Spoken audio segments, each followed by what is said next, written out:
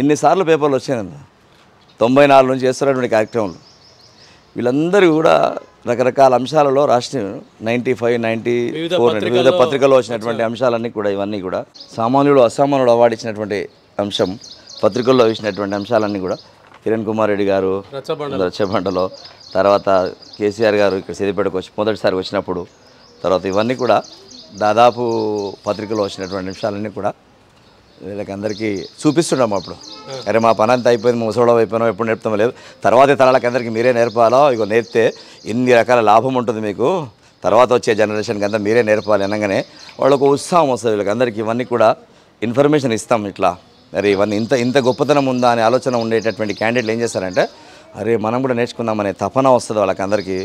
అదే ఇది ఇండియాలో #1 వీడియో సార్ అది ఈ వీడియో ఇది సోనాక్షి 2nd, అమితాబ్ బచ్చన్ 3rd, ఎట్లాది మంది చూసినటువంటి వీడియో అది. ఇండియాలో అది #1 వీడియో నాది. ఆనంద్ మహేంద్ర మెచ్చినటువంటి అంశం. ఆనంద్ మహేంద్ర ట్వీట్ చేశాడు. ఆయనకు క్రియేటివిటీ కనిపించగానే బాగా ట్వీట్ చేస్తుంటాడు ఆయన ఈ కార్యక్రమంలో ట్వీట్ చేసి నన్ను చూడాలనిపిస్తుంది నేను చేయను అని చెప్పగానే చాలామంది స్పందించారు. హ్యాపీగా ఉంది. అది వాళ్ళంతా నన్హీ పేరిట ఆయన క్లాసులు తీసుకొని పిల్లలకందరికీ పంపించాడు.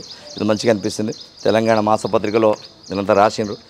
ఇవన్నీ చూసి ఇంకా దీనికి తగినంత ఆదరణ అంటే ప్రైవేట్ వాళ్ళం ఇంకో ఏంటంటే ప్రైవేట్ వాళ్ళం అయిపోయి ఈ ప్రైవేట్ వాళ్ళ పుస్తకాలు ఎందుకు పెట్టాలి గవర్నమెంట్లో అనుకోనో లేకపోతే ఇంకేమో తెలియదు.